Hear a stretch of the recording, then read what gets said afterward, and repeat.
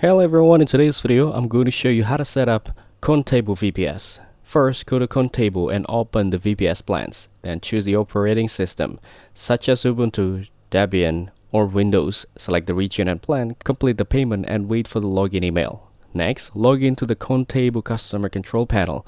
Now open VPS management and note your IP address, username, and password. For a Linux VPS, use SSH by typing SSH root. Add your _VPS_IP and then entering the root password.